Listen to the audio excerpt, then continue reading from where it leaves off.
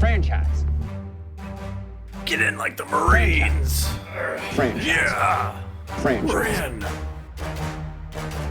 Franchise. Franchise the damn thing. And now, a scene from Die Hard 2. Hey! That guy pulled a Glock 7 on me. You know what that is? It's a porcelain gun made in Germany. It doesn't show up on your x-ray machines. It costs more than you make in a month. You'd be surprised what I make in a month. If it's more than $1.98, I'd be very surprised. McClain, don't start believing your own press, huh? Yeah, I know all about you and that Nakatomi thing in LA. Look, you're in my little pond now. And I'm the big fish that runs it. So you can cap some lowlife, fine. I'll send your fucking captain in LA a fucking commendation. Now in the meantime, you get the hell out of my office before I throw you out of the goddamn airport. Oh, come on. Let me ask you something.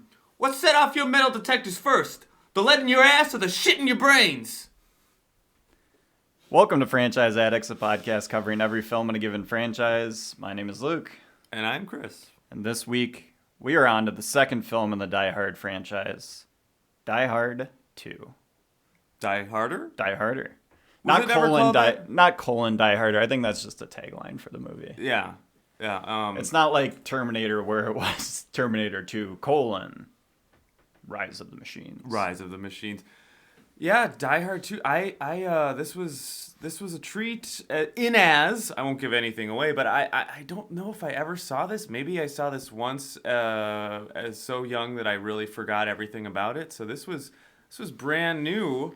We were still in the midst of the holiday season, so very appropriate that we're still, it's the Christmas season is right upon us as this starts, but also upon us is our good friend Paul. Hey guys, He's back.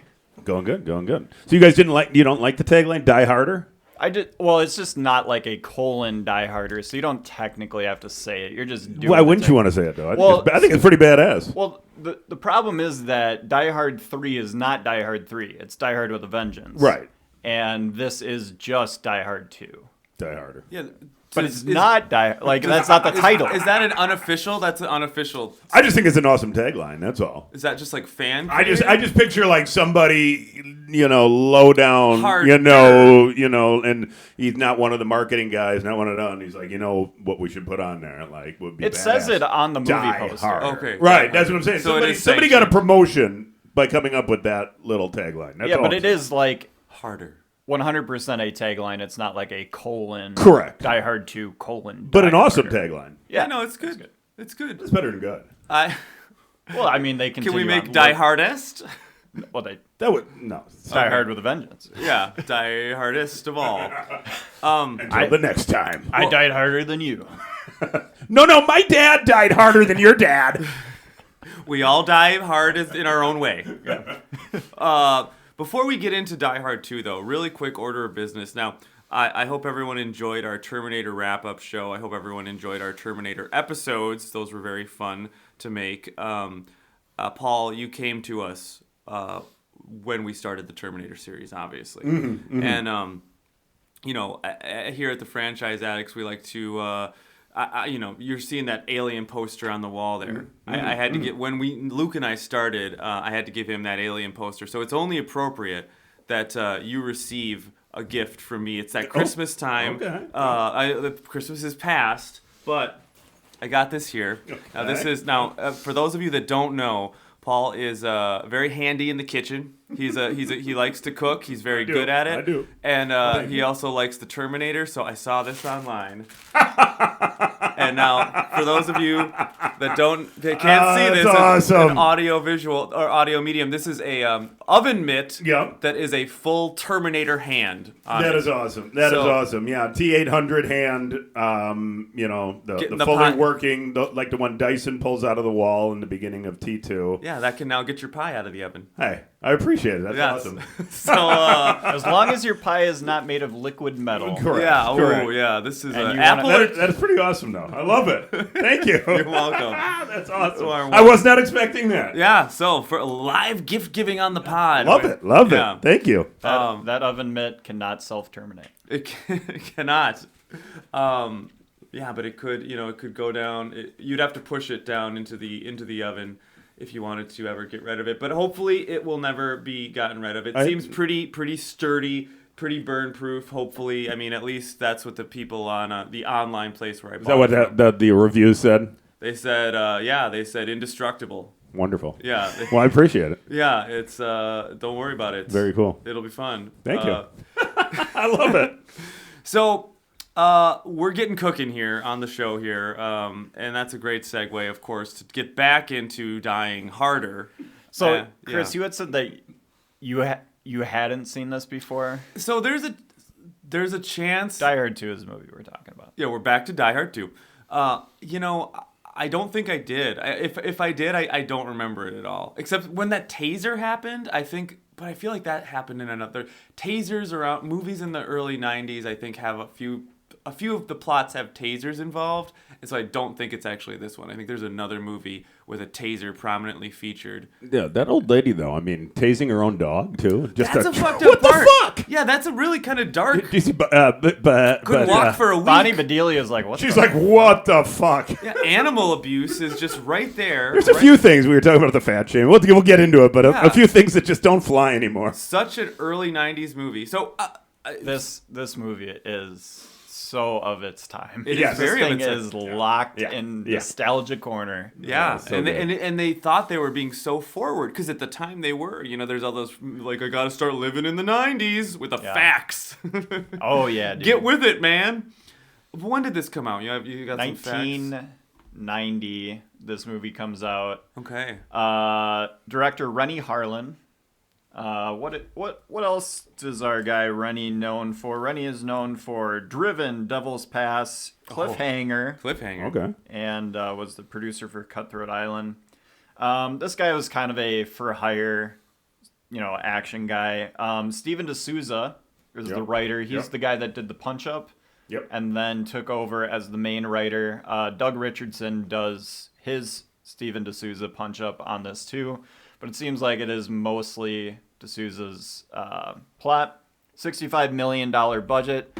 About twice as much as the first one had for a budget. And it made about twice as much. $240 million worldwide. Wow. Over 100 domestic. Movie did very, very well. But is kind of lost in the first three movies of the Die Hard franchise. People very, very fond of the first Die Hard movie. Also, I feel like more recently than historically, Die Hard 3, Die Hard with a Vengeance is seen... I was always loving that one. Yeah. Mm-hmm. Thought of very highly. 2 is kind of thought as like the schlocky, stepchild of the Die Hard franchise. I'm here to tell you guys... I love this movie so much. I was telling Paul beforehand, this might be my second most important show that I've been on to just up a movie that I think has been put down for the wrong reasons. This is your dark fate. Yeah, this is your dark fate, your new Alien 3. Yeah. Okay. This movie has the type of camp that I love from 80s action movies, while still having that serious, good movie sheen of the first Die Hard. And I think I'll obviously talk more about it, but I really, just so that you know where I'm at going into this, I really care about this movie. He cares about Dying Harder. So now you said that it made twice as much as Die Hard? Yeah. At the box office. It made twice as much domestically, like a little bit less than half or twice worldwide. But now, if we're talking about these are numbers, because if we look at the value, we look back on this. Unlike Terminator, where you would go, obviously Terminator 2 is the most valuable movie in that franchise, right? Yeah, it's also Die Hard, 7 years later. So the original would be more valuable to this franchise than the second one. I mean, overall. Yes, I mean if you're. I don't know how you put that into DVD. I don't know how you put that into right. But from just a releasing in theaters box office, like this movie is 2 years later and makes twice as much domestically. So this was for the production company a huge second time through. Yeah, I guess maybe just it doesn't have any of those hooks that maybe give it the wings over time. You know, it's not the original that we saw. Oh my gosh, this action this action Christmas movie, and the beginning of Bruce Willis doing this. And then it's not the third, which we can get into why the third is special. We'll get there when we get there. But no, I mean, I was pleasantly surprised.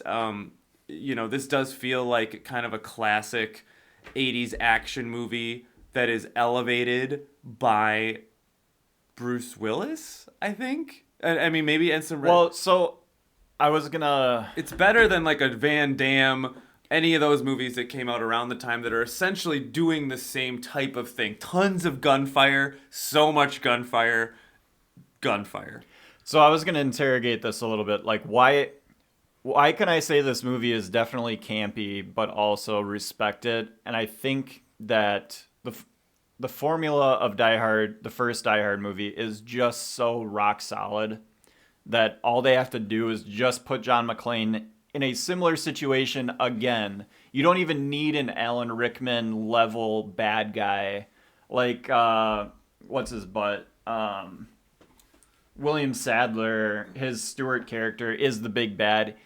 I mean, you're not going to remember his performance. I mean, maybe one part of his performance as much as Rickman, but Rickman is so, like, humongous to the success of Die Hard. Yeah. This movie is more just like the concept of Die Hard. Does it put butts in seats? Yes, it does. Because we can just throw, hey, what is John McClain saving, the world from today? Yeah. Oh, an airport situation? Great. Throw him in there, do it. Bruce Willis, just crazy off the charts charisma. Just Major can do riz. anything that he wants. As Yeah. long as he's in the shot, everyone else is just kind of popping and stuff like that. It's so fun. Like, this is a movie star making performance. Yes, and I made the comment to you yesterday when I was watching it that so this was right around the times of my childhood. It's a little I was 6 when it came out, but still like the idea of the two biggest kind of like movie star dudes that you would idolize or that I would idolize, I would say around this time would be Bruce Willis and Bill Murray.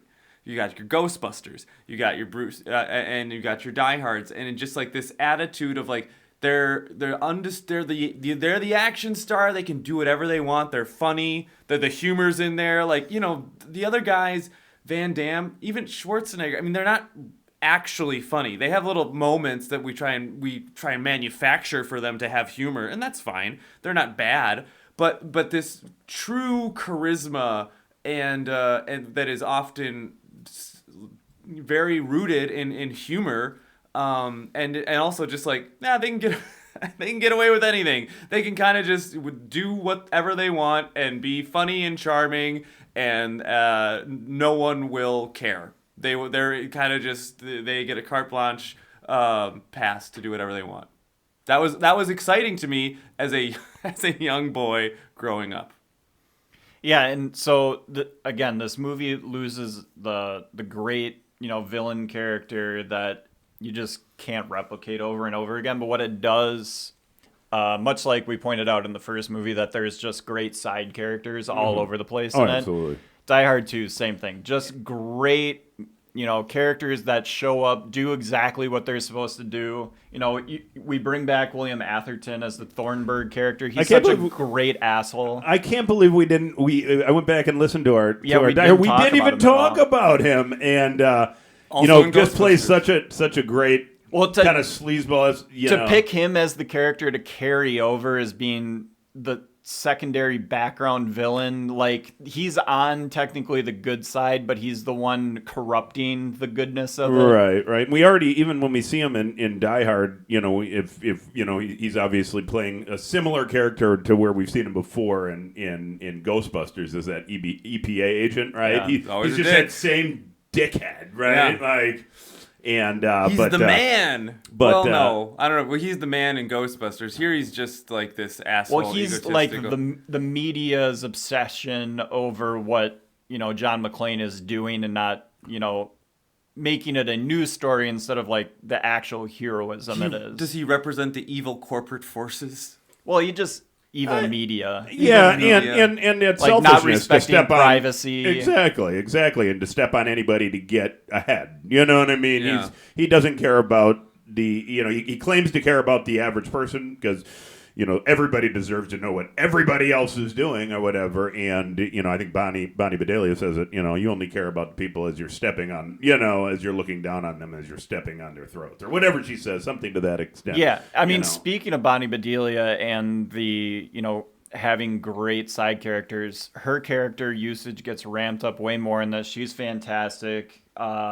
Definitely hits all of her marks there. We get Reginald Val Johnson, a little cameo. Little cameo with a Twinkie in his mouth. Hey guys, I mean, how many Twinkies does one person need at their desk? If he's trying to open one, he's got 8 others strewn about. he's severely unhealthy. Like that guy could not exist. No. He's Hydrogenated got a oil. Serious problem. Everything a growing boy needs. Yeah, be like, God, you got to relax with these, Reginald. Take that Twinkie. I'm worried about And I you. like it. Take the Twinkie out of your mouth and grab a pen. No, I think I can do both. Yeah, he's got this. Twinkies, man. Oof. Bill Sadler as our main bad guy, Stuart, naked Tai Chi, just Menacing Tai Chi. So I think both me and Chris were thinking at that moment, who's got the better naked ass, Arnold or It's- or what we were does both Luke thinking think? this? We were thinking, what did Luke think? I was thinking it the entire time. Right, we were Yeah. thinking. Sorry, I said No, that that's wrong. fine. I mean, that's I think fine. we were both. At least I was thinking. Who does Luke think has the best? Was it Arnold's ass or Yeah. Bill Sadler's? Give us Arnold's an on ass a rating. Arnold's on another level. That Arnold- thing's okay. I mean, but popping. you got to But admit, Sadler was pretty. Sadler is like Brad Pitt Fight Club, lean mean. There you go. Like, Okay, so cut. it's just a different Cut. kind. Okay. Yeah. Just I not, got it. not his preference. Arnold And naked men. Luke likes them thick. Arnold's like With 2 Ks. 6'2", Two Cs, baby. 6'3", 240. Like Sadler is like 5'9", 175, Yeah, a little- maybe yeah. 170. I feel like Luke's thought about this a little too much. Yeah. It's like this. Hey, preference, right? All right, moving on. John Amos is also in this movie. Awesome. Fantastic. Love John Amos. Anytime he can show up. He's Grant. He's the African American military leader that pops in. Oh, the beret guy. Yeah, the guy that ends up knowing Sadler and working with him. Spoiler Yes, alert. he does. Spoiler But alert. Yes. John Amos is just, one of the all-time. He's What's else? He looked very familiar, but I couldn't. So he's in Coming to America. He's the dad of the girl Oh, that sure. he falls for. He's obviously from Good Times. One of the main characters of that show. Just a bunch of. He's in The West Wing. Okay, your He's favorite just show. always around, always Omnipresent. a fantastic character. And then my guy, Dennis Franz, who just comes in, heat check Guns over and a-blazing. over and over again, and just steals every scene of the movie that he's in. Chicago superfan. The Bears. The Get out of my Bears. airport, John McClain. What is this? Washington, D.C.? No, I'm in Chicago, brother. Ditka. So was this before his law? He's No, known- he was NYPD Blue, wasn't he? Okay, that's the thing, and he was in there before. I don't know though. I think that started early 93 is Okay, when I was so gonna this say, is so it'd be after, pre-nine- right. This is pre his thing. But that becomes his character. I mean, Yeah. that becomes what he does. This was the set the table for Franz. But I love that. I love your description where he's just at an 11 all the time. Yeah. I mean, even all the way up to the end of the movie when he drives out there with the sole purpose of putting a ticket in his hands and tearing Which it. is, like what? That was what the fuck? What was that? his tone, he does not know how to read the room. Everyone's just been in a horribly traumatic. People have died, burned alive. His wife almost says like, "Hey, John, I'll rip up this ticket for you, babe." Like, who gives a fuck about the ticket, Dennis? It was so great. He's So great. Nobody cares. He just had to insert himself. Yeah, in he's there. like, "I'm a good guy after all, Dennis Franz. Gonna have a heart attack." And the character that Dennis Franz is playing, which is basically just Dennis Franz. Yeah. There is no way that guy has ever left Chicago in his life. No, never. He is That's not all- working at Dulles Airport. No. Dulles. Anything he is at O'Hare. His whole orbit is all Chicago. This guy all the time. This guy is sitting bleachers, Cubs games. Yeah. He's got the Ditka everything. Bears. He is 85 Bears. Super Bowl shuffle. We aligned. Dennis Franz. He's great. All the Bears fans on their way up to Lambeau right now, too. Yeah. Way to date the episode.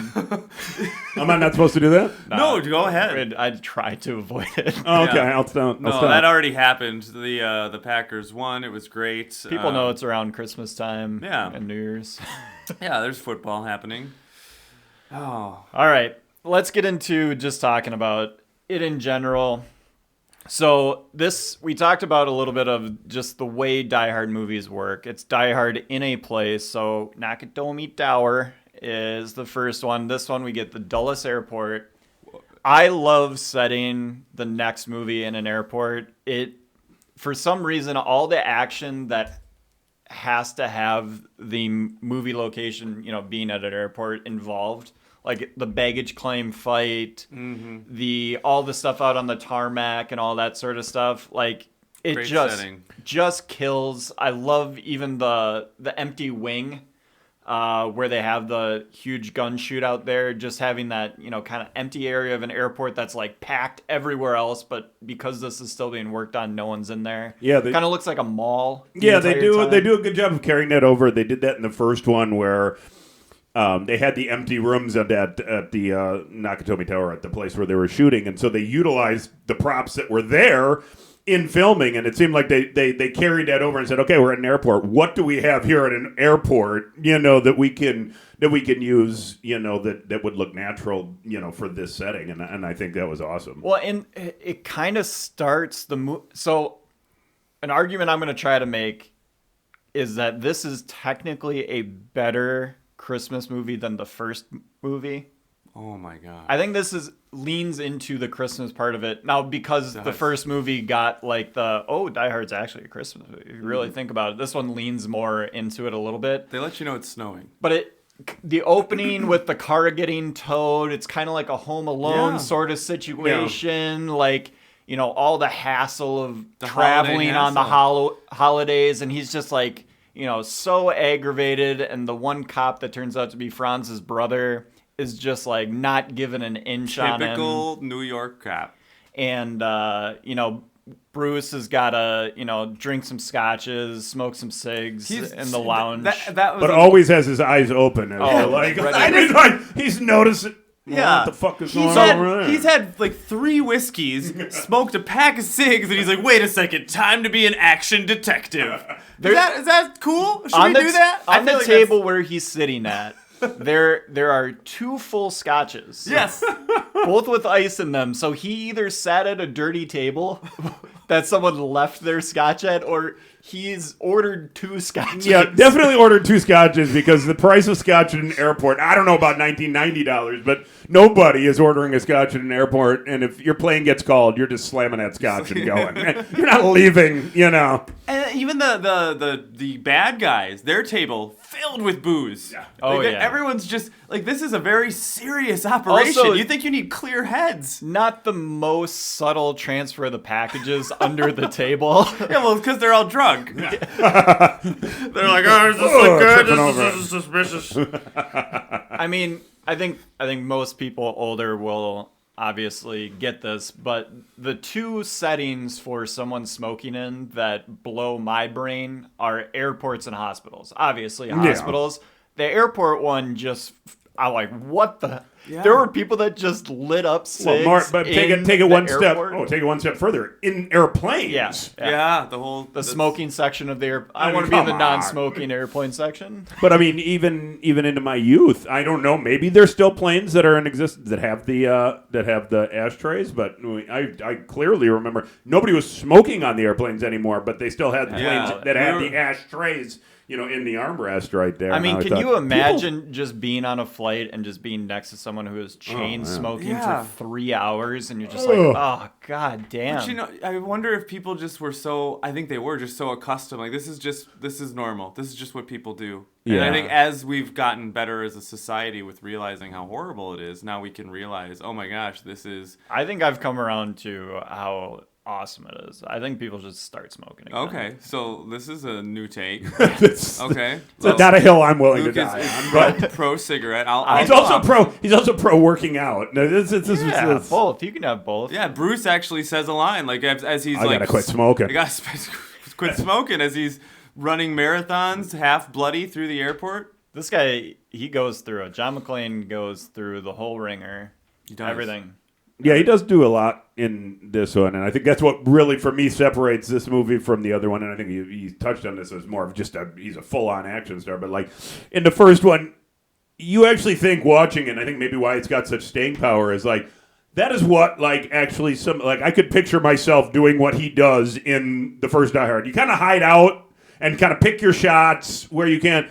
In this one, I mean, he's running out onto the fucking runway. He's going up through the grate, with the plane coming in. He's on the fucking wing of a plane that's going to take off. Shit that, like, I'm looking at that and going, yeah, I'd never fucking do that. I would love to see you bungee off the Nakatomi Plaza with a that one? Okay, fine. Okay, but up until that point, that's one I wouldn't do. And No, then shoot the window open. That is insane. Okay, No, that I part get was it. the dream. But prior to that, Yeah, he's a sort little of like more picking your cautious. spots, and you're hiding now, and you're getting on it. I mean, I just, you see, you know what I'm saying. But Yes, yeah, less invincibility. Correct. In the first one. Yeah, he goes full out. Also, another thing, since we had watched Batman and Terminator previously, where there is a common sense that like don't viciously murder the bad guys. No. That is not the case in Die Hard. You can if you want to put their face into a conveyor belt and smush their face, you're gonna do it. Well, he was forced into that position. John- we all would have. but I can picture. sure, No, but- I can picture myself doing that. First, oh, you heard it. Yeah, like I would definitely smush a face. I mean, he lets the machine do the work. He lets the machine. We can walk away from that one. But it is like we've seen this and I guess it's a little later. These movies, the Batman movies and Terminators are a little later, but not much. Where there is some type of forced a little morality in the hero and John McClane. I'm just saying is not afraid to murder the bad guys. In Batman, though, I didn't do those episodes with you, but there's a forced morality, but he's also fucking ramming. He's ramming into cops. Cops' cars are flipping over, and they're just happening not to die. He gets very lucky in that in who dies and whatnot. Famously, sets a circus dude on fire in the in Batman Returns. So- But Well- for the most part, there's an attempt Correct. to have zero casualties. It's the fun 0.0. part. It's the fun part about this movie too, because the first one you kind of get like the police on the outside are hesitant to working with McClane. Obviously, Al is like all in. This guy's gonna do it. To 4-2 to make him completely at odds with the security at the airport. That's Dennis Franz basically being like, get the fuck out of my airport. Let me do my job. I don't need some hot shot just doing his thing.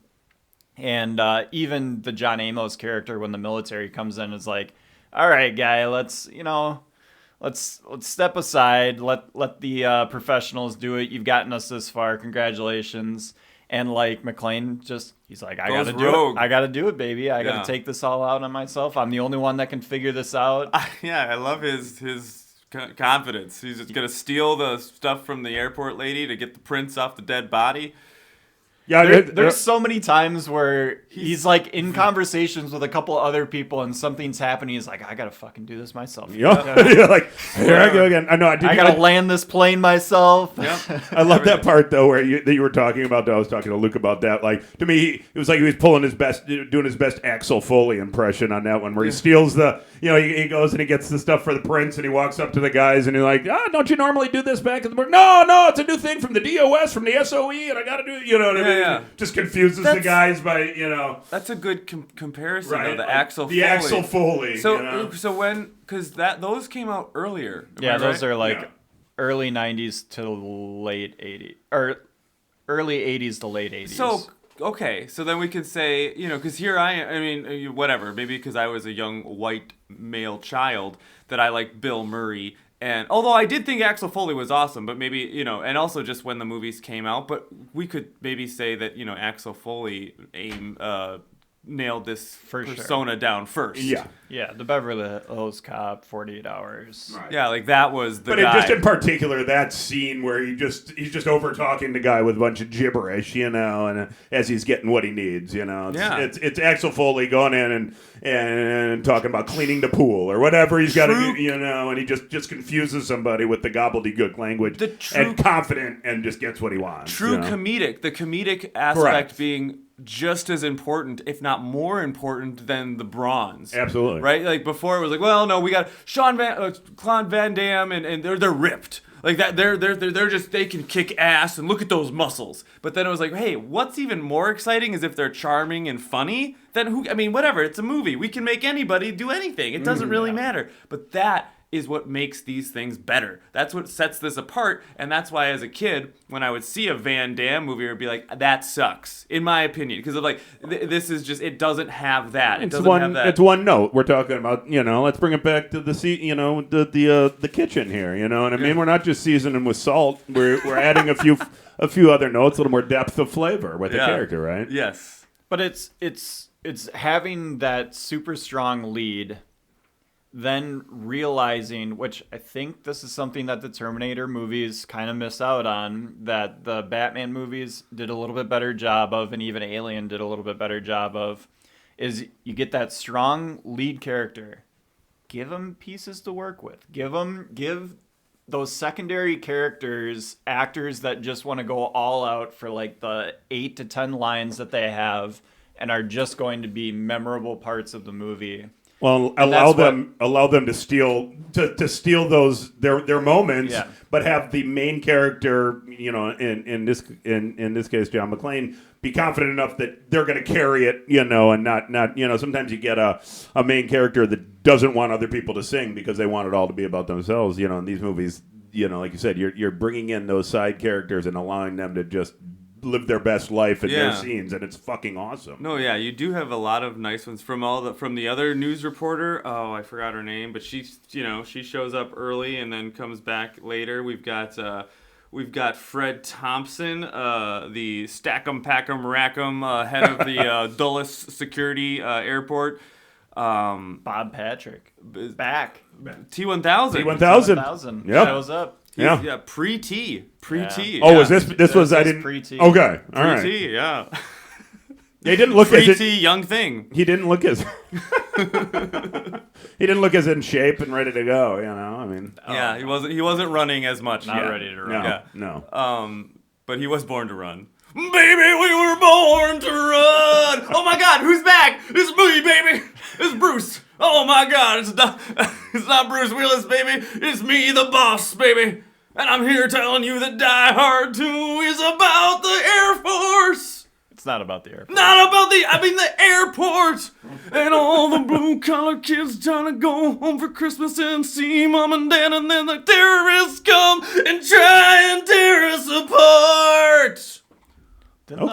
Bruce has a Christmas album.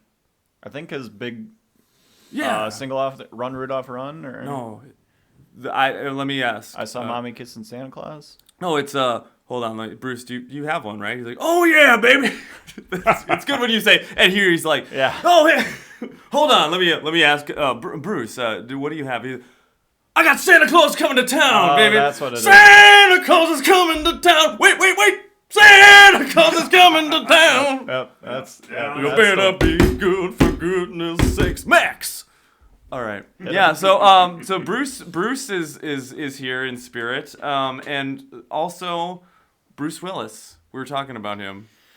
Yeah. Before we got rudely interrupted. I'm sorry about that. So sorry, baby. I'm going away now.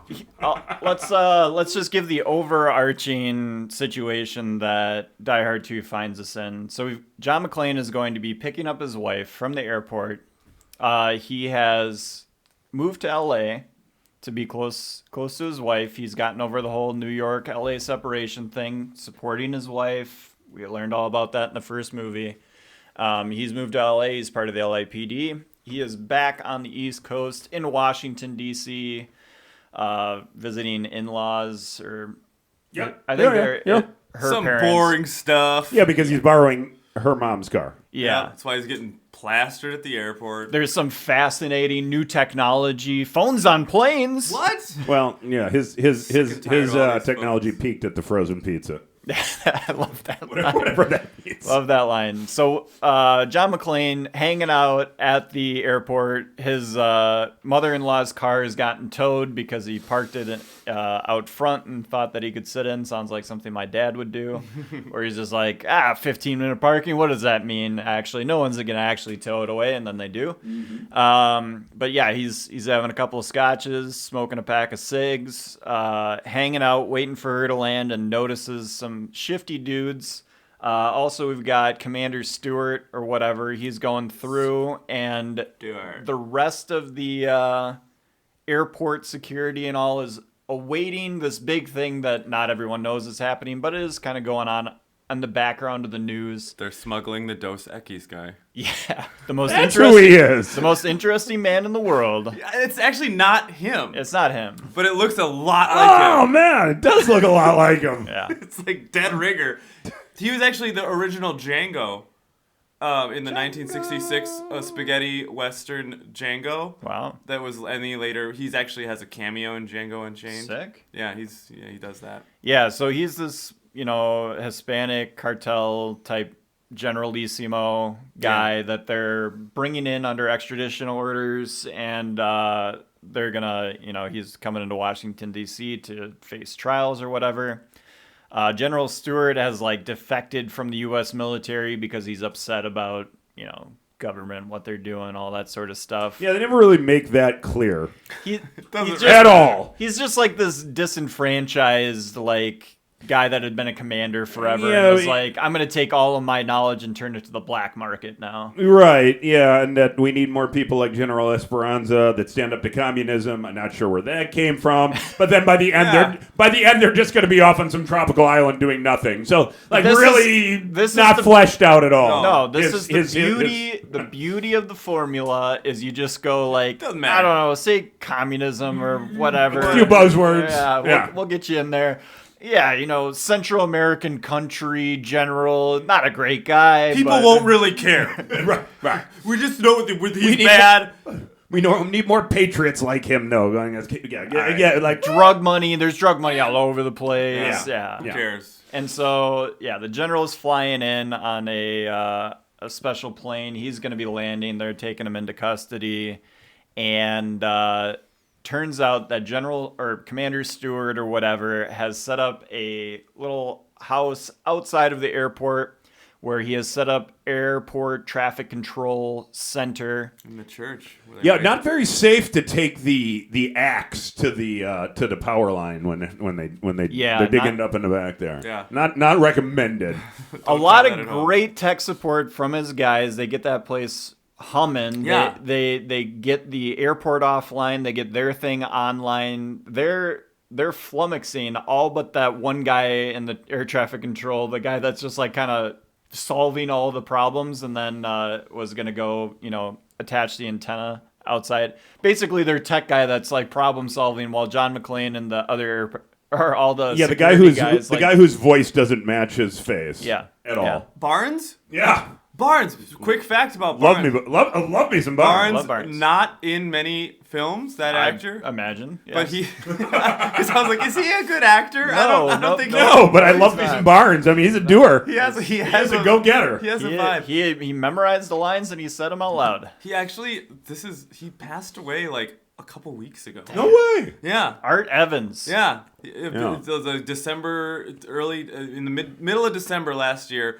And he was basically known for this movie and one other one. Yeah. So there you go. Yeah, and that makes sense. But I mean, yeah, that's just the voice that comes out of his it just didn't match with man. That's all. Talking about all those signals. Yeah. It was great. He's locked in. Yeah. So, John McClane's first tipped off to this situation with the exchanging of the packages while he's sitting in the lobby area. He ends up following those guys back into baggage claim where they're setting up some communication device. He doesn't really know what's going on. They have a shootout in the baggage claim center, which not the claim center, but the behind the scenes with all the tracks, conveyor belts and stuff like that. Great scene. Yeah. Fantastic first shootout scene, but this is where McClane now is tipped off. He's like, there's something going on here. It's all connected. We got to figure it out. He starts trying to put this up the flagpole of security and all that sort of stuff. He's calling Al. He's getting info on these guys. He's bringing it to Dennis Franz. Franz is telling him to get out of here. And then the air traffic control gets hijacked, and Stewart says, you made a mistake. Now we're gonna show you what power we have, and we get the plane crash. Yeah. Which is the craziest thing that I have ever seen in an action movie for like just out of nowhere. They're like 250 people Kill them. dead. Yeah. Innocent civilians on a plane pre 9/11 Yeah. crashing into the earth. Yeah, no, it's pretty It's gnarly as hell. brutal. And We've got you.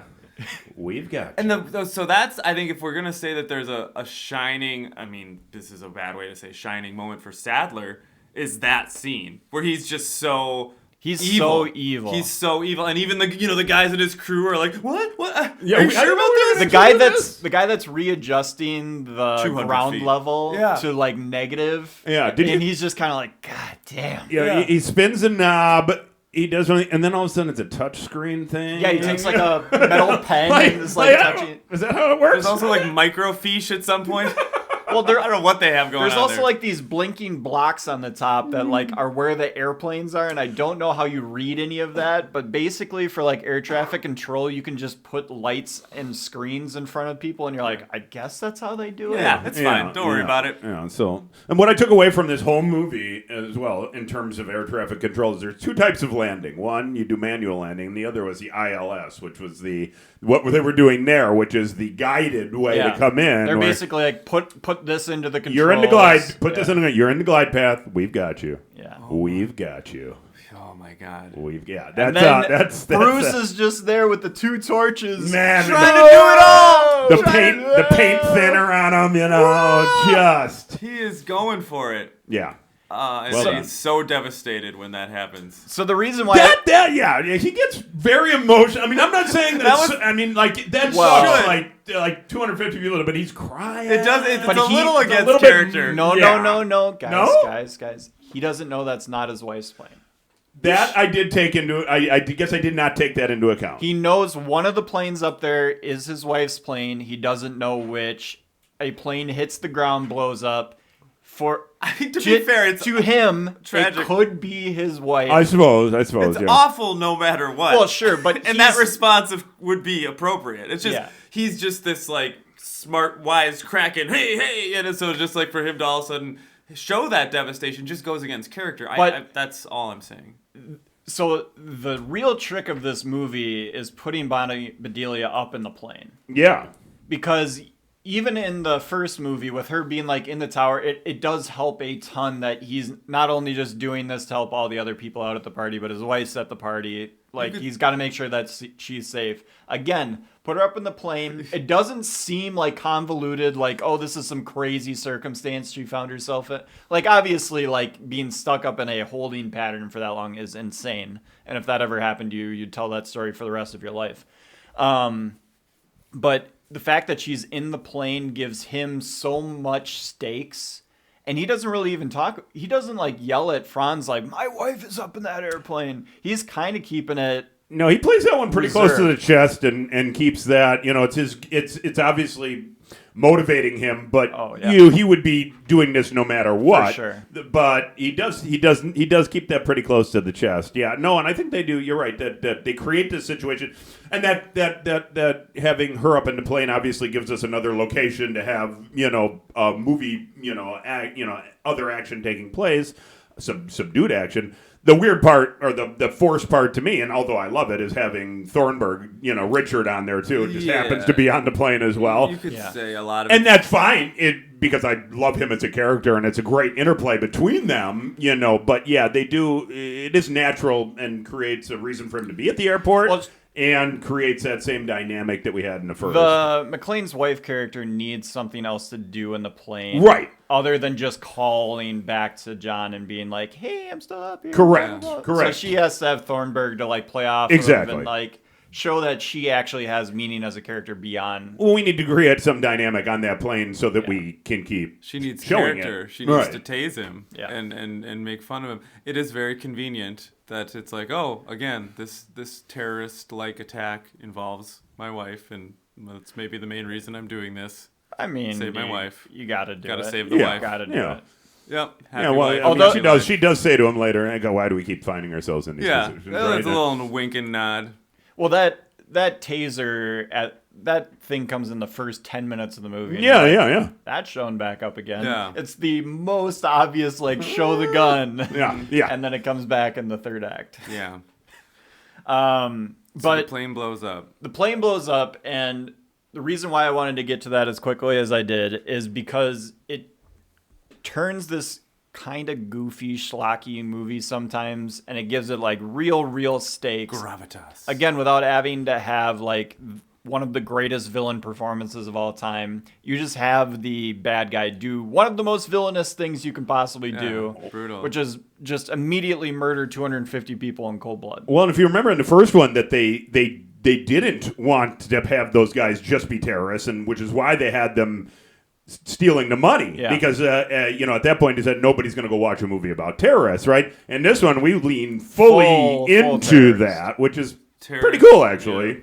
Yeah, because they're not inexplicably killing people when they come into Nakatomi Tower. This is Not at all. yeah, there's some shootouts between the police and the bad guys initially. This is just full-on terrorist attack. And the fact that after it happens, it's not oh, this is the only time that could happen. It's no, they could just start sending planes over and over again into the ground here. Yeah, it definitely creates a lot of tension and more problems that we need to work around. Yeah. And establishes Sadler as the worst villain, the sickest, the cruelest, Well, most evil. well, he wasn't- And he's he- a defector of the United States Yeah. in his own way. And I think that's kind of smart movie telling wise too, because you got to get away from Hans Gruber, right? You have to. You have to. And so, what do? We make him just sicker. right. Totally different. Well- Okay, I'm no longer looking at and comparing the two of them. Yeah. And You know? I think the other great part about what you're doing with Bill Sadler's Stewart character is then you bring in the Amos character, who you initially think is good, and then he turns out to even be the more evil guy because he's still on the U.S.'s side, but infiltrating, working. Right, he's a double agent at that point. Right? Full on. And so you get Amos to come in and be the gravitas, the guy that you trust. You're oh, this is the guy from Good Times. My Love seeing kind of this guy. asshole. And he gets to be the cool guy that gets McClain, sort of. Yeah. Well, and puts Franz in it, or puts Franz puts Yeah, he does. put Franz Lorenzo in into his place too, Yeah. right? Finally. Yeah. And we think, Lorenzo, he's the asshole. Right. But. No. Dude, it was Lorenzo he's doing it. Lorenzo is real. Yeah. He was the guy that was actually he every single time he's we got to get control of the crowds that are in here. He knows how to people. I've been here before. I've danced here before. We got to shut off every exit to this goddamn place. And so they get that happening. And then we move on to the terrorists landing, right? Well, so in between or around basically the same time, the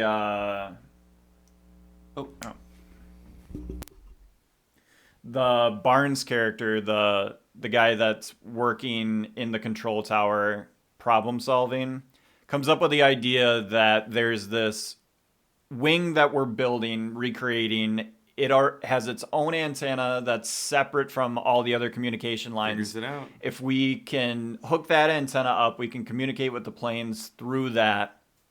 Turns out that the Sadler character had anticipated that had planted some explosives. But on their way over, so McClain is basically the bodyguard for the Barnes character at this point. They're trying to get over to the antenna, and we get this super awesome shootout in the empty wing. Oh, sure. And it's the guys that are dressed up as like the painters. Yeah. And that shootout is so cool. Ending in the Escalator thing? turning it on, getting the gun, coming at him on the escalator. Yep. And then shooting. Like, it's so cool. Very cool, very cool. Yeah, and that's where John McClain actually gets there. This is where we meet the Marvin character, right? Who's like the caretaker down in the baggage claim area, and gets to plans. Just like Iwo Jima. Yeah, I love Marvin, by the way, and so the way that McClain gets to this, to this wing. Because actually, the Lorenzo has his best guys go with to be the bodyguard, which also our bad guy anticipates and is going to take all them out. McClain gets there through the ductwork again, and that's where he goes. And he goes, "Oh Jesus, can't I just have a normal Christmas or whatever he says at that point, right?" Hey, as guys. he's climbing into. But he also has another line there that I do not understand. Another basement, another, something. I'm like, he wasn't in a basement in the first one. That was a weird line. I can't remember. There's like exactly. 3 or 4 lines where he's like, God, this keeps happening to me.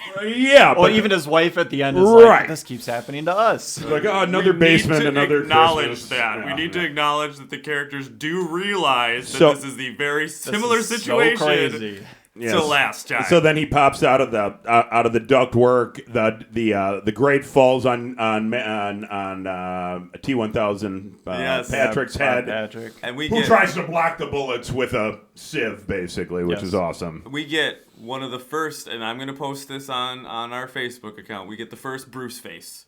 Bruce face. Now, I sent this to Luke. This is when Bruce Willis is shooting a gun. And he does what I can only call maybe like the Zoolander blue steel, where he kind of squints and he does this like, yeah. And we get that throughout the movie. I got here, I'll show you this one, Paul, real quick. I got a nice little Bruce face here. This is, there you go. That's Bruce face. He looks like he's concentrating. He's like, he's also trying to look, he's pouting his lips a little bit. little duck lip. He does a little duck lip, and he shoots the hell out of pre-T-1000. You know what Demi Moore saw in him? Yeah, she's like, man, That one look. give me that gun face. It's like, I don't need the substance anymore. And the fact that he's a lefty too, it just brings he? it brings something to the table. Yeah. I didn't even notice that. No. No. Wow, Oh, yeah. good eye. I'm usually very good at picking out lefties Oh, because yeah. I don't like them. I've never picked out a lefty in my life. If you're left-handed, Actually, no, that's not true. I picked out a guitar player, left-handed guitar player. that one's always weird because you're like, why are you playing it upside down? Oh, no, a drummer. I saw a left-handed drummer like a week ago. Okay, there we go. Shouldn't your drummers be able to use both hands? Yeah, but they do, but The you way know, they set up the kit is yeah, opposite. it's like what's your hi-hat arm versus what's your snare arm, stuff like that. Just talking music shop. Talking music. Yeah, what's your snare arm? that's What about a if very you're are you technical right? term. Are you like left or right footed, like based on your bass that's drum? a great question. You know But I what mean? if it's a double pedal? Then you're I don't know anything about that. rocking your socks off. That's- Darkness is deeper than me. All that I see, all that I've done. Is it James Hetfield that just came on? Yeah. Just Yeah. put on any System of a Down song and you'll hear a double bass pedal. Double bass, yeah, yeah. Metallica definitely. They love some double bass. They do. Yep. They're all about that double bass. Make a trainer. Call out. I hated that so much. Oh, my what's God. wrong with that, man? That's No, I fun. I hated that Chris said that. Oh, okay. It was the joke that needed to be made. No. I didn't like that. I'm here for you. Yeah, so fantastic shootout scene there, but not my favorite action scene because there is a stretch of this movie where they just start throwing stuff at me where I'm like, what could make this anytime that I'm sitting in a movie and I'm like, what could make this better? And then they throw another ridiculous thing at me and up the stakes. How about an icicle in the eye? I can never watch that shit. That's where we're getting to. Okay, so sorry. they find out where this church is, where they have all the, air traffic control set up outside that they're getting at. Bruce Willis and is it Franz that he's with immediately? Or They all kind of hang out together. Yeah, he's there. Franz is there. They all hang out. Whatever. So Even though they hate each other. John McClane's like, I'm going in rogue by myself. Yeah, he goes first, takes out the sentry. Takes out the sentry with the icicle. And the army basically shows up. First the army, though, somehow magically changes outfits and has all the white they stuff got all on. the white stuff on. Within that fight scene, somehow. The ski masks are important. Yeah, and they see him outside. The Stewart character's tipped off. He's like, "All right, we're busting out of here." Phase 2 of the plan. They start knocking out the windows and shooting out. I think we were tipped off at this point. Not actually tipped off, but we see the bullets specifically and the tape on the bullets that they're using. We don't know quite what it is yet. No. But we are shown that with the camera. Pay attention to this. So another great, love a house shootout, shooting into the house, shooting out of the house. You got bad guys shooting machine guns over and over again. What can make this better? Snowmobiles. Yeah. Snowmobile. So another quick tip off there too. Upon rewatching it, you go, they make a mention. Yeah, they're coming up from 3 sides, and you go, and I remember thinking, why would they not be coming from all 4 sides? Well, they can only be coming from 3 sides because then you water. get the snowmobile, and there's the water on the other side. And again, they start taking off on the snowmobiles, and you're like, how is this gonna? Fine, they got away. How could this be better? And then Bruce Willis shoots a guy off of a snowmobile and gets on the snowmobile. Snowmobile chase on thin ice. Snowmobile chase. Everyone with machine guns. Man, just fire up your little boy. And that's when we see the Stewart character switch out the bullets from the blue pack to the red pack. We're like, what does that mean? And then they are just going. The snowmobile chases. Get more snowmobile chases in your action movies. Yeah. It happens a little bit in Inception. I'm sure there's a James Bond movie that uses snowmobiles. Oh yeah, Obviously, Air Bud. I'm just kidding. Air Bud has everything. The vicious snowmobile chase in Air Bud 2, actually. I like how they're doing the snowmobile chase, right? And Bruce kind of flies up in the air as they're shooting him, and they're in the middle of nowhere, right? A truck is just going down the road just so he can jump over the truck, and then his snowmobile blows up in the air. So good. Yeah. Yeah. It's so perfect. And you'd think that the movie has given everything. What more could it give you? What could it give? They end up evading Bruce Willis. John McClain, he's left in the dust. He's gotten blown up over the road, whatever. They make it to the airport. While this is all happening, there's a gunfight in the sky. Generalissimo is taking over the plane because this is the second part of their plan is obviously they're going to be picking this guy up. The bad guy, Stewart, is going to be picking this guy up. He's got to take over the plane. He gets out of his cuffs. He starts shooting people. While that's happening, he ends up shooting a hole in the plane. He's losing cabin pressure. He's having to land this bad boy. He lands it, but McClane again getting information, figuring out through the radio where this guy is going to be landing. He gets with Marv again and gets his underground tunnel. Almost gets hit by the plane. Yeah, coming up through the grate. Yeah. He does a great job of acting there. You feel how heavy that grate is. Yeah. It's great. It's so good. The great feel how acting heavy. is great. Well, Not to you mention- can really feel how heavy that thing Not to is. mention the looks on his face aren't just like dread. It's more like annoyance where he's like, God, I'm going to have to spin out of this. This plane is not stopping. Why not just go down? Drop back down. Yeah. Well, His head's already out there. He's like, I already did it, Again, back to what Paul said. I believe it's so heavy. He's like, I can't get back. I can't get back in this. That's what it looked like to me. Like his head is one of those things where you get a part of you out, and it kind of closes a little bit behind you. So like pulling your head back in at that point is no longer an option. You got to keep trying to slink out of this fucking thing. And he's got that one piece of metal that he's able to kind of get in there and then sneak around. But I don't know. For me, I liked it because I'm watching it. I'm going, God damn, that's awesome. heavy. That was a great part. Yeah. A great scene. One of my nominees for best scene, because you got that, and then right after that, he ejects himself out of the plane as it blows up and is shot into the sky. Is that a standard like wait time on grenades to go off, or did we get a little bit more time? Leeway. Yeah, those are long form. It seemed like those were long form grenades. Yeah, for sure. This part of this movie, when he ejects himself after that shit, maybe one of my 5 favorite scenes in movie history. Cinema. How about the line though when he lands and he's underneath it? Where's the door to this thing or whatever he says when he's underneath the? That's like where's the door? They barely capture that line, but it's such great. a good line though. Were they out of bullets after the grenades? No, it makes no sense that they did not just shoot him out of the as he's like slowly going down as in a parachute. Lucky, no, he just.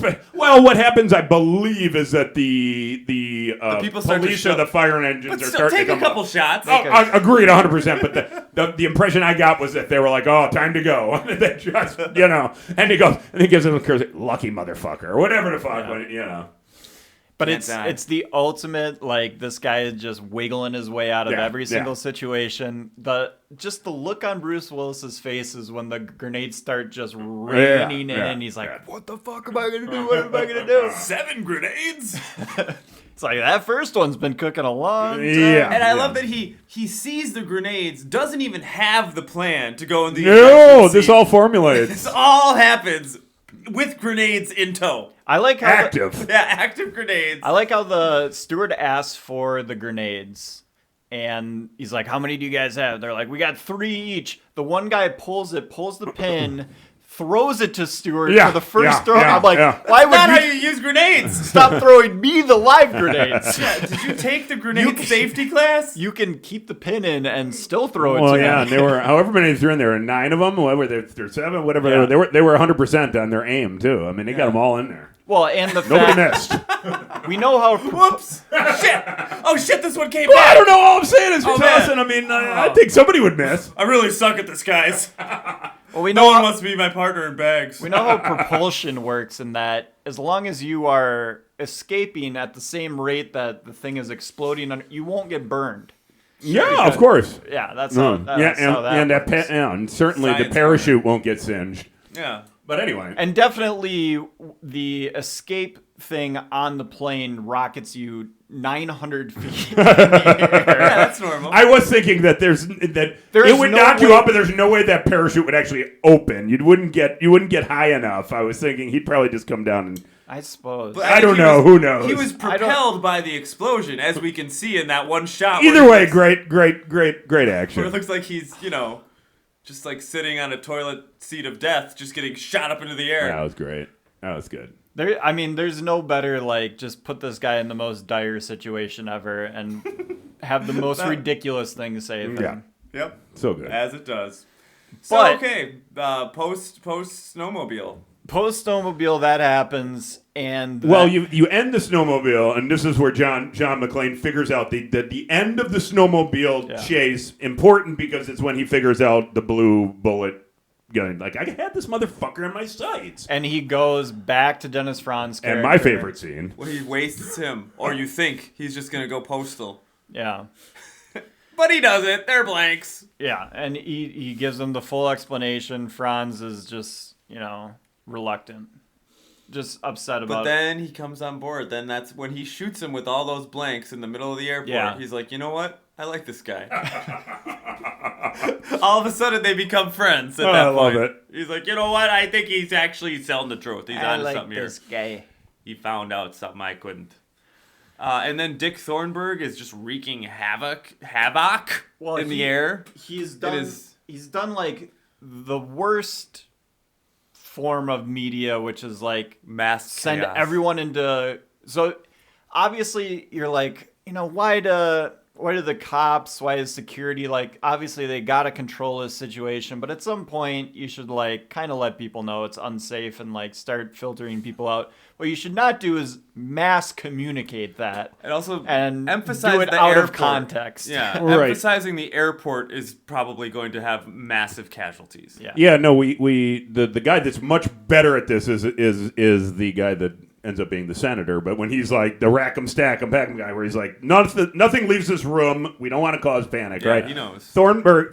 Dick Thornburg is the opposite of that. He wants to be network news guy. He wants, he's calling in on the aforementioned airphone, and all he cares about, although he claims to care about the people and getting them the news, he cares about his own status and willing to risk everybody else. And they show this. People get trampled and. Do strong women like Dick Thornburg? No, they do No, not. they do not. They do not. Risking his life and his talent. Oh. I know I you're don't not think- supposed to call them stewardesses anymore. The flight attendants. attendants. He were does. Not They- a fan of Thornburg. No, well, he released a few, the flying garbage can or whatever his specials were. I thought it was edifying. Yeah, he's not doing himself any So- favors. Not getting a lot of dates, that dick. Let me ask you guys this, though, real quick, though. When John McClain notices that they're blanks, and we had already been tipped off to this because of the blue and the white, but even at that point, at least me, and call me stupid then, I didn't put together that John Amos was a bad guy yet. I hadn't put that all. Oh, yeah. I hadn't put that all together in my brain yet. I was still going, oh, what the fuck is going on? I get that they're blanks. I got that part. But where is this going? And it was a good twisty twist for me. He slits that throat. It's kind of a genius plan I love too. it. To like, you can full on look like you're attacking each other, and we Right. got out of there no casualties, but they got away. What are you gonna do? Right, and that gets back to my other point where they came in on the three sides, and I know that the one side was the frozen lake, but they purposely left that open as an escape plan, right? Yeah. Pray that you don't have an Alec Baldwin situation. Well, yeah, that would not be good. What was that movie? Rust? Rust, too soon. Too soon. Rust. He's Yeah. back though. He's back. He's back. On SNL. Is he? Playing Republicans. You bet. Yes. With young children. Doesn't he have a lot of young kids. Married a young woman. He's Yeah, just- he left some pretty bad voicemails, too. Yeah. I don't know if you ever hear those. Yeah. Yeah. Calling his daughter a pig. Talking or about something. fat shaming, yeah. Yeah, I don't know, Alec. I don't Whatever. know. I try not to get in on them. Allegedly. You know, I always... I've got some bad moments if you just caught a couple of Stephen mine. Baldwin, always my favorite. Your favorite Baldwin? Of course. I mean, He's did a- you see Biodome? Because it's Biodome's amazing. great. Yeah, Yeah, I mean, yeah. what he does there is much better than any He's in narration. Usual Suspects. He's good. Yeah. Well, yeah, it's I mean, that's an all-timer, though. Yeah. Second best Baldwin. Billy. Billy Backdraft? Billy. Yeah. That's his big. Oh, movie. wait. Wasn't he the guy that hung out with, like, Trump or George W. Bush? Billy Baldwin. Yeah. Wasn't he, like, a toast on entertainment something? Anyways. He's, Yeah, I don't know. he's kind of the forgotten Baldwin. Well, is Yeah. Steven more the forgotten Baldwin? I think I don't know. 'Cause I think Billy still tries to do like TV and stuff. Yeah, I think so. Cut to, like, someone named Todd Baldwin. Tammy. What about me, guys? Tammy Baldwin. Tammy? Oh, my gosh. Yeah. Really, it's our political corner. There you All go. right. What's next? So Amos and his henchmen, guys that are technically a part of the U.S. military, are all on a transport truck going to the spot where the general's airplane that Stewart has requested from the airline to provide so that they can get away. They're on their way to that under the guise of like stopping Stewart. What they don't realize is they're just gonna hop on the plane with him and take off to Tropical weather. tropical weather. And one poor sap on there. One guy that wasn't on the previous mission with You them didn't get the memo. gets his throat slit. yeah. And Yeah, that's yeah. when full blown you go, oh, okay. Yeah, when they're This is asking what's like the happening. inside type information, he doesn't. Yeah, that's too bad. That's the full heel turn for Amos. Exactly. And so yeah, they get up on the plane, and that thing's gotta take off. But McClain gets there in time and Drop me on the wing. Yeah. Well, first he tries to get But the guy. also, we gotta set this up because Yeah. him meeting the reporter, Samantha Coleman is the name of the reporter in this, played by Sheila McCarthy. She is the other side of the media the more reasonable, the one that's not going to sell you out. She wants to tell But she the wants a story. scoop. She wants a scoop. McClain hates Thornburg so much, he's like, I'm going to give this lady the scoop. Gets up in the chopper with her. Wait, what's the line though before he gets up in the chopper? Wait. Oh, where? yeah. So they're like coming to it, and she's like, I'll have your baby for a story or something. yeah. Yeah. Yikes. If you give me this scoop, I'll have your baby. And he's like, not the kind of ride I'm looking for. Wow, Bruce. Come on, But- that's good. Chris had sent me when you were first watching the start of the movie, you had texted me something that was like basically that line before it gets said in the Oh movie. yeah, I was like, Bruce is so cool. He can just look at women and get them pregnant. Yeah. And then later on in the movie, a woman is like, "I will have your baby See, right now." same wavelength. Yeah. It's like Bruce being Bruce. What's the line in Fight Club? I want to have your abortion.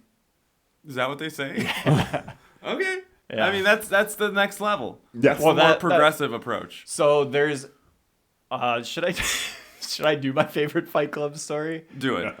So, Fincher, when he was writing and doing all this stuff for Fight Club, like the R rating was like kind of an issue because it was a super, super dark story. Yeah. And so they were writing specific jokes, especially for the Helena Bonham Carter character, because they wanted her to have some life or whatever. And they send in the script and they're like, hey, yeah, a couple of these jokes got to get out. Specifically, the one where Marla says, I want you to fuck me like a grade schooler.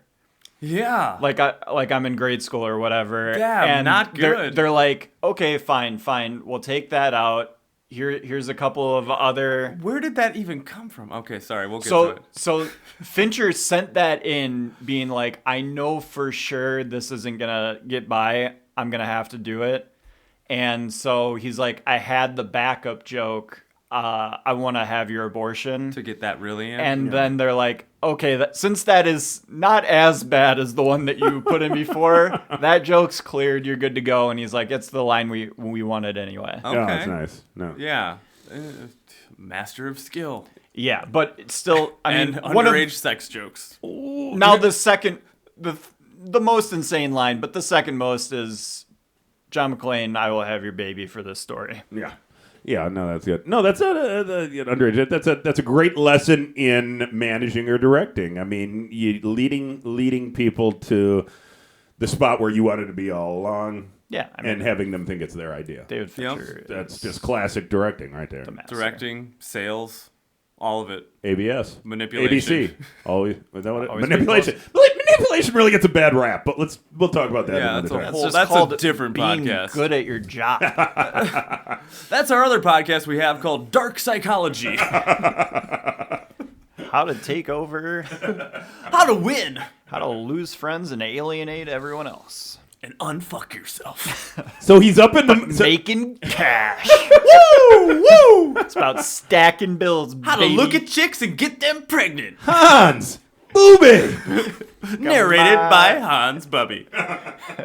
Not even a character, but No, fucking love him. Hans though. Bubby. Yeah, so he's up in the chopper. The helicopter pilot is like, I can't get level with this plane. He's like, well, can you get over the top of it? Drop me on it. Gets dropped on it. The reporter in the helicopter is just, soaking the floor. Yeah. It's not good. And with urine because she's so scared. Yeah, exactly. And That's where I was taking it. yes, McClain is, on the plane. How am I going to land this plane? How you gonna land this, baby? They're on the wing of the plane. We get Stewart, we get John Amos out on the wing of the plane. They got to go one by one and battle. A wing fight Yeah. with no guns. It's weird that Amos. Well, you can't have guns, though. That wing is fully gassed up. Correct. It's weird that Amos fights him first. Well, it's so that we can get the great line when he... Are you ready for the main event? Or what, yeah. what does he But hit him with? From the what we know about the actor's standpoint, Amos technically from a positional standpoint is more the big bad because has the most power. And supposedly he outranks... He outranked Right. him. He trained this guy. Correct. And we know John Amos better as an actor than we do Bill Sadler and all that sort of stuff. So it's kind of weird that he fights Amos first because you'd think it would be the other way. Sadler's like the ultimate bad guy. He's the genesis of pure evil. He True. killed 250 people. He was doing menacing fucking naked Tai Chi in the Well, first 5 minutes of the movie. Okay, and then let's talk about that though. Just like we got the callback with when we see the taser, we get the payoff of the naked Tai Chi because now we get clothed Tai Chi, but on the wing of a plane. Yeah. As he uses those same moves It's very cold out there. So I'm glad he's clothed. against John McClain.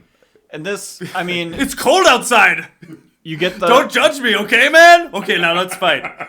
It's really cold though. But it keeps everything all tight, and nothing's flopping around. Turtling. you get the ultimate end of an action movie fight where your hero initially is just getting the shit beat out of him. Yeah, you got to. John McClane's not doing well, but he's getting hit in a direction on the plane that he finds beneficial at the end because he's able to pull the gas line or Rip the gas. so that the fuel evacuate or the fuel dump. yeah, really- so that the plane is dumping fuel as it's moving forward on the runway, which if you're this is the first time you're watching this movie and you're not really paying attention, you're like, oh, he's just trying to run it out of fuel. Yeah, that's and what I thought. Right. Whatever. The way that it pays off at the end is so good. 100% awesome. Yes. It's so cool. Very quickly before, this is a movie that really gets the cliche of the pushing the knife at someone and like the both hands, Yeah. right, on the knife, the knife's in your face. Yeah. We get like at least 2 to 3 of those scenes Yeah, in two this that I movie can think alone. of right now. Yeah. Oh, also we get an amazing John Amos death when he goes through the engine. Into the engine, baby! Yeah. And Whoa! just- You just see the blood, like Blood again. splatter out the other It's not, side. and it's not just liquid blood. There's And- some heft to that. There's definitely matter coming Yeah. through there too. Dude, Stewart is not phased at all. He's like, all right, I'm my out. Whatever. You ready Hated for the that main guy. event? I'm all about death.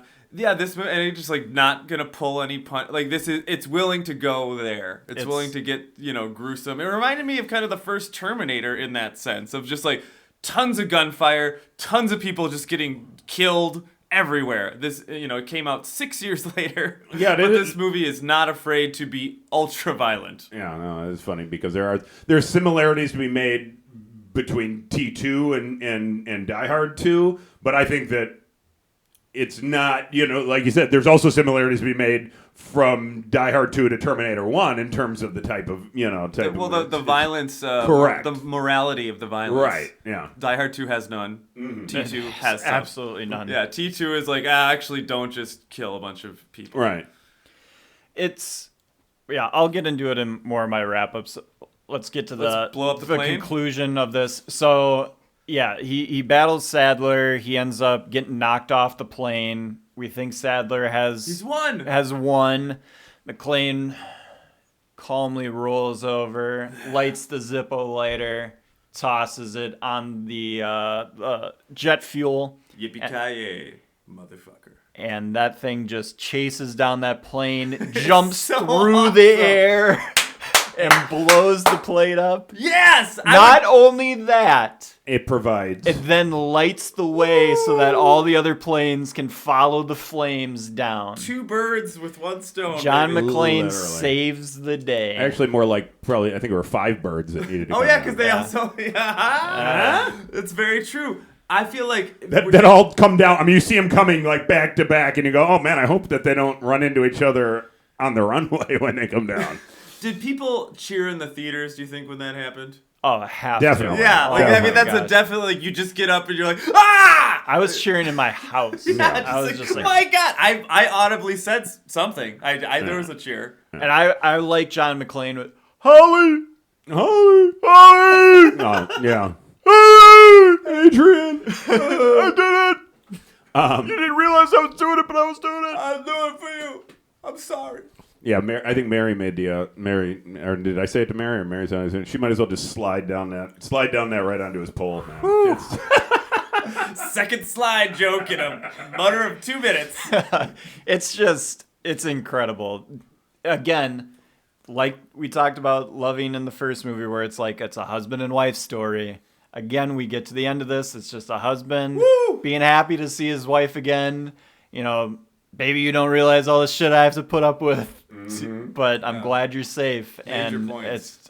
it's so good. Marv comes up in the little scooter thing and drives him away. In a great, like, kind of callback to Argyle coming up Yeah. in me, right? Yeah, Like, at absolutely. least that's the way I took it. I was like, oh, it's like Argyle coming up in the... you know? Marv has definitely been drinking in the love basement. Marv. Yeah. The alcoholic sidekick. And then, of course, then you get that Lorenzo showing up and just out of the blue with the ticket to tear up. And the part that's so unnecessary. McClain. Give me a ticket. I heard McClain, got did you this. get a parking ticket in front of my airport? It's Christmas. Oh my god. He's actually such a nice dude. So unnecessary. Just like inserting himself as the good Yes, guy. Like, yeah. dude, this is not about that anymore. No, not anymore. Nobody No, cares we're about done the with ticket. you. We're done with you now. I'm a good guy too, McClain. Yeah. Just like, get over yourself, Lorenzo. That's his only miss in You're the whole insane. movie. No. No. Lorenzo's no. gold. Lorenzo See, to Loyal. me, that's his only miss. Lorenzo can only be Lorenzo. And that is the most Lorenzo way to Classic Lorenzo. to end this. Classic Lorenzoing. I mean, if he would have actually been mean or actually been nice, you never would have believed him. But No. he's just got to be a ball breaker to the end. That is the heart of Lorenzo. Yeah. So that being said, let's get to the wrap up. Favorite scene of the movie, Chris? Okay, so I have to go with the plane blowing up at the end, because it's the cheer. I mean, there are multiple great scenes. Like I said, shout out to like when he almost gets hit by the plane and the snowmobile chase. Lots of awesome stuff happening. But you know the end plane, him lighting the gasoline on fire, blowing up the plane. Just even call out to the effects of the actual plane blowing up. Like that's pretty badass. So I'm gonna go with that one. How about you, Paul? Nice. I'm gonna go with. I'm gonna leave the snowmobile chase for Luke. So I'll stay away from that, and I will. Although I will give a shout out to the total end of that scene, because I do love when he brings the gun in and fake shoots Lorenzo. right, yeah. But I'll go with the behind the scenes baggage claim. Original, hey, what are you guys doing here? Hit him We with the work golf here. club. Show me, you know what I mean? That's great. All the way down to the end, the great joke, oh yeah, where's your badge? On its way to Cleveland. Yeah. I liked that. It's good. So yeah. He sees the bike and he's like, "Oh, this bike will do." For like a 1 second, and he just runs it into it's great. That's it. That's So all I anyway, need. but a great setup for this movie. What Also, this movie's going to be. The most obvious weapon that you could find in baggage is Golf a club. golf club. Right. Yeah. Everyone's shipping their golf clubs. Grab that. Apparently, back in 1990, you didn't put them in a bag or anything. You just sent them through. Yeah, just they loose. no cover case at No all cover for case them. at all. Just loose. Yeah, it's They'll fine. get it there. Yeah, Paul- no problem. What club would you use as a weapon? Oh, I would not use a driver. I would use yeah. I'd use an iron, like a 4-iron or something like that. 4-iron. Little Leverage, flatter. little flatter, but you got a lot of leverage, and you got a big steel head on it. Yeah. I mean, you'd put it right through somebody's skull. Would you be upset if it had a This is graphite the second shaft? time we're talking about you murdering it. You're like, I'd smush the head of the conveyor belt. This is the best way. The best. Anyway, All from that scene. Hey, if I had to, violence in movies doesn't affect people. Is what I'm saying. I haven't played any first-person shooters in my life. Hell yeah! Woo! All right, 4-iron is the way to go. 4-iron. It's what's next to my bed. Really? Okay. Okay. Well, hey, I love it. That's it. I mean, hey, Not my current in-use 4-iron, but one from a previous set. self-protection tips, everybody. This is real. Protect your family. I Use a think 4-iron. yeah. Yeah. If you're a little bit smaller, I'd give Mary a 9-iron. She doesn't Okay. have quite the arm length that I have. So I have a sawed-off shotgun. Yeah, I mean, I just have one of those machine guns. Yeah, and to and my a bed. big long green trench coat that I wear without a shirt underneath, and I just carry around my sawed-off shotgun. That's good. Wear homeless guy pants. Yeah, you are Michael Bean. Michael Bean. Michael Bean. That's it. The Beanster. What's your favorite scene? My favorite scene is the snowmobile chase into him exploding out of the emergency release valve on the plane. Beautiful. Love it. I wanted to give a special shout out to a scene. Which one did I want to give it to? I want to give I talked about it when we were going through the episode, but I do think that the shootout with Robert Patrick's character and the the SWAT team, Lorenzo's SWAT team. It's a really, really good gunfight. Like so much. It gunfire. could be so schlocky and again, I'll get into this, but a lot of what I appreciate about this movie is they could have gone so cheap and so like bad and just be like, let's just rest off the laurels of the first movie or whatever. People are going to come watch this. And they still make basically every action scene just top notch. Really, really good. It's like they can't help themselves. They up the ante. And there's a lot of great like slow-mo guy getting shot 12 times face. Mm-hmm. Yeah. Mm-hmm. Perfect. Yeah. Performance of the movie.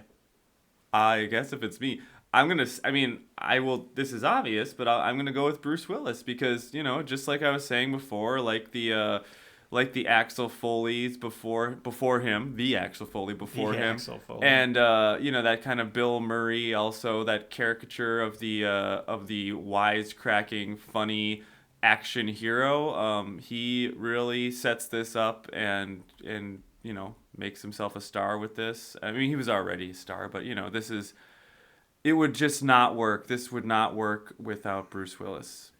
So it's mine. Yeah. All right. I got to go Lorenzo. We did the first scene between him and Bruce Willis at the top of the episode. I'm going to give you the part that comes before that as the one single drop that I have for this because I had to just give you the real Dennis Franz instead of me trying to do Dennis Franz. I need a little bit of real Lorenzo. Then you people shut the area down. It's that simple. I'll just shut the area down. Yeah. And I got everybody from the Shriners Convention to the goddamn Boy Scouts traipsing through here. I got lost kids, lost dogs, not now, later. I got international diplomats. I got a fucking reindeer flying in here from the fucking petting zoo. But John McClain, he's got a little problem. Hell, let's shut down the whole fucking airport. Yeah! I got international diplomats. Got Boy Scouts traipsing through here. So good. You ever traipse through an airport? So good. So good. I mean, I really love this. The Chicago accent to me is so funny. It's so specific. It's so funny just being from the area of the Midwest that we're from. Yeah. My mom, if she's listening to this, might not totally agree with me, but her mom, my grandma, had like the very thick Milwaukee, Wisconsin, like kind of Chicago, southern Wisconsin accent. So she sounds a little bit like Franz, especially when she got a little bit more agitated and stuff like that. So just all of the, like, she would say traipsing. Just traipsing around. Did you see the Bike Riders? Yeah, no, it's that accent. Jodie Comer. I loved that part about that movie. I know, she does a Chicago accent to the 211. It's so the whole time. It's so funny to me. It's one of the reasons why I couldn't watch the Bike Riders. I was just like, this is so ridiculous. Oh no, I loved it. I fucking loved it. Somehow Franz just getting it. International diplomats. Yeah, those people, yeah. Got a Polish sausage lodged in the cavity of his heart. And then Ditka came back from heaven. How many heart attacks is it for you? About a baker's dozen. The Bears. Okay. Paul, your performance in the movie. Well, just to get a new guy in there, I'm going to go with William Sadler, our bad guy, William Stewart. And the reason I think that he's important is that Hans Gruber was such an iconic bad guy in the first one. It would be, this movie only works if you differentiate bad guys and make a different one. I don't think that was an easy act to follow by any means, and he does a good job of doing that, and it sets us up for a good movie. Fantastic movie. Yeah. MVP of the movie. I'm going back to Bruce. Yeah. I'm going back to Bruce. That's it. All right. Yeah, it's got to be Bruce Willis for sure. It's got to be Bruce. He It's Bruce for me, dog. obviously carries the movie. Doesn't mind that people like Dennis Franz and some of the other side characters get great parts and do their thing. He still brings it back, and it's still all about Bruce. So to me, it's got to be Bruce. I would probably give it to Bruce, but I'll give it I think I'm repeating my MVP from the first movie. I'm giving it to D'Souza, who is the other returning person for this franchise. The director did not return. McTiernan, I believe, does not return to direct this movie. But it is still, going the same direct way again. They've got the formula. D'Souza knows what it was. He's the guy that did all the punch-up. He added a lot more of the jokes. He allowed Bruce Willis to go off on the one-liners and stuff. Apparently this movie, he didn't write as many jokes in it, and because he was so confident that Willis could just fill in the blanks. And this movie is so much better than it has any right to be, because they could have just cashed in on the success of the first movie. This movie is still extremely good. And I think the writing gets a lot of credit for that, because there is not a lot of fat in this movie. No, I agree. There's no part where I'm like, this is dragging, this is dragging. This thing is just boom, boom, boom, boom, boom. Yeah, it's 2 hours, a little over 2 hours, and it doesn't feel that way. Flew by. Yeah, flew 100%. by. And so that's a testament to good film. Yeah. So our overall rating for Die Hard 2, 8.1. 8.1. I forgot what I gave the first one. I think it was in the 9s. I think we were all in the 9s. Yeah. Okay. Or did you? I don't know. I don't write them down. I think 8. It's saying it's over an 8. 8's great. Great. 8 is great. Great work in Die Hard 2. 8.1. Yeah, I'm gonna go with an 8. 8's great. I think I gave Die Hard 9.5. I just think Die Hard is more watchable. It's interesting because, like I said, these are both, like, if you look at Terminator 2, Die Hard 2. The second one's a bigger budget. It's more action, isn't it? But in the Terminator series, Terminator 2 is a movie that you remember is the most rewatchable of the movies, is one you remember. In my opinion, Die Hard is still more rewatchable, is better the original, even though it didn't have the bigger budget. I did like this movie. 8 is great. It's not as rewatchable for me, but I did thoroughly enjoy it. You're going to go higher. I am going way higher. I think this movie is not better than the first, obviously. I think it might be, for me, just because I've seen the first one so much, more rewatchable. I love rewatching this movie because it has the camp, it has some of the schlock, it has stuff to make fun of a little bit, and that is just ridiculous. But again, it's serious enough that it doesn't feel like wasted time watching and rewatching the movie. I laugh way more in this movie. Well, there's parts of the first movie that I laugh a lot at, but this movie I think is funnier overall. I'm going like a 8.9. Woo! Nice. I haven't seen Die Hard with a Vengeance, the movie we're going to be covering next. Stay tuned for that. As much as Die Hard 2, obviously not as much as Die Hard 1. I've revisited 2 a couple more times in the past year or so than I have Die Hard with a Vengeance. I could watch Die Hard 2 this afternoon and a lot of fun. be happy. Yeah, I think I'm leaving, and I'm leaving this open for, at the end when we do our wrap up to maybe changing this, but I'm trying to leave some space because I haven't rewatched Die Hard with a Vengeance lately, and so I want there to be some space in between my Die Hard and Die Harder to possibly where I think I'm going to put that, but I don't know that it's going to end up there. So we'll see. I really did enjoy this movie more than I remember enjoying it in the past. So again, rounding back to what I said about this being a better Christmas movie, setting it in an airport on the holidays, packed, Christmas stuff all over the place. You're hearing Christmas songs. The ending is very Christmas themed.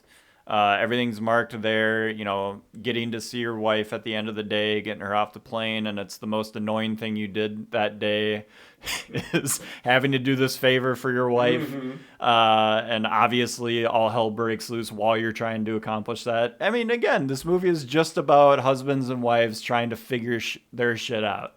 And that's what I took away from it. The amount of nonsense that men have to go through to make that happen. Right.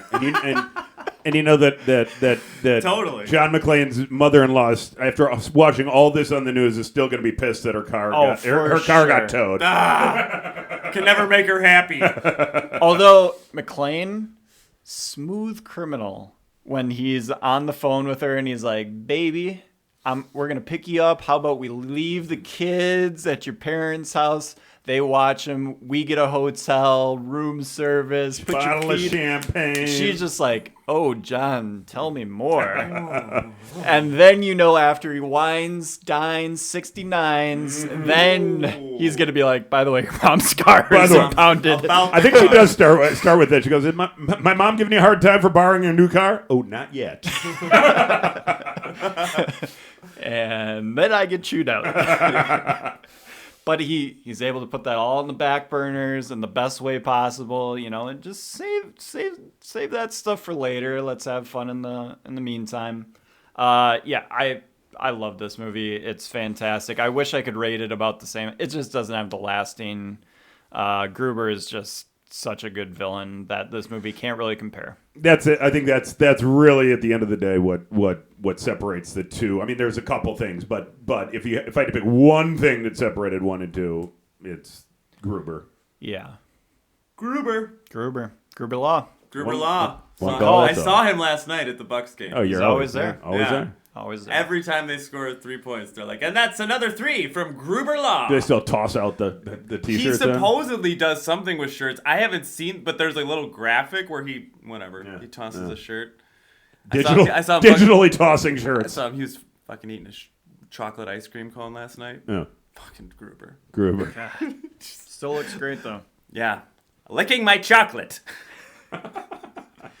One lick, that's all. Wow.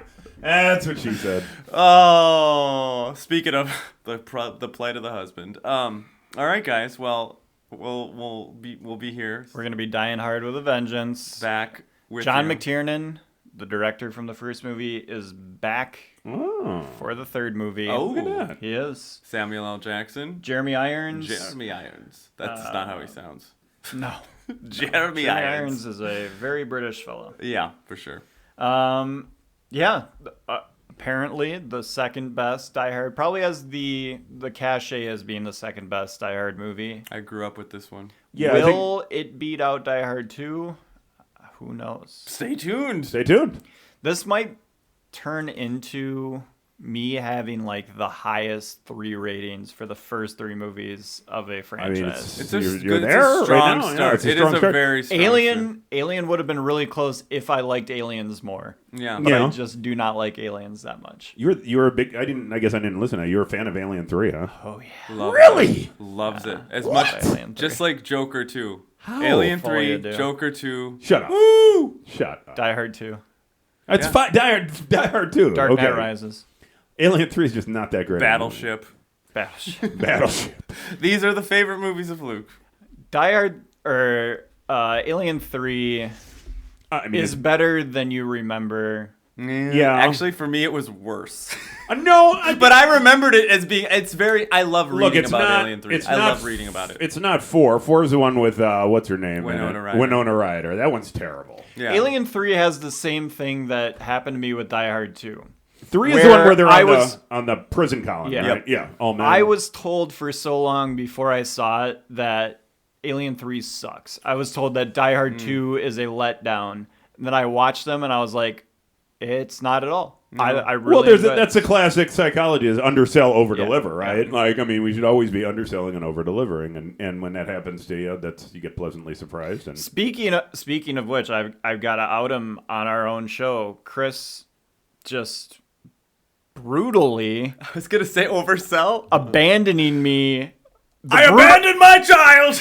I abandoned my boy. The Brutal Boys are not riding. Fuck. We were going to see the Brutalists together. We were going to bring you an episode We about can the Brutalist. We just have to reschedule. He abandoned me. what is the Brutalist? Oh, It's we'll talk offline. Okay. but We'll look at the 19th. I have a family bar mitzvah. I can't be like, listen, I know this is important to you and the family. But I need to see the Brutalist, baby. projected 70 millimeters. It's barely showing anywhere in the Midwest. I We know. got special tickets, and, Oh, wow. I know. I'm sad. and we're gonna. the Brutal Boys are not riding. No, This you guys isn't- are not. This is not the last Wow. talk. This isn't the last word on that. Yeah. Wow. I'll also tease. Chris and I are watching as many 2024 movies as possible. We will be Yes. giving you closer to Oscar time our best movies of 2024. We'll Yeah. be doing a countdown list, which is why we're trying to get The Brutalist in. By the end of the month. Yeah, it'll be basically in between Die Hard being over and the new franchise starting, somewhere Yeah. around there. Yeah. We'll do that, Awesome. and Excited. it's gonna be one of the most contentious shows that Chris and I ever do together because The show I've dreamed of making for my whole life. what Honestly. you may have realized in some of the franchise movies is that Chris and I don't like the same movies. That's what a lot makes of it them we beautiful. do. A lot of them we No, do. it's- But non-franchise movies, Chris and I have very different Yeah. opinions Well, about that's awesome. stuff. No, huh? That's good. That's good It's going to stuff. be great. Yeah. I saw Nosferatu, A Different Man. I'm about a quarter way through Challengers. Chris Light 'em also up. watches movies 15 minutes at a time. Well, sometimes I'm a busy man. Yeah. All right, That's You a, that's, can't- a, that's how Mary watches movies. I like to watch the whole thing. I would have love to. to watch I the have whole to. thing, I but have I'm a busy man. Yeah, it is what it is. So stay tuned for that. I'm really excited. That's for going to that be a lot of show. fun. Stay tuned for Die Hard with a Vengeance next week. That's all. Yippee ki yay! Thanks, guys. Thank you.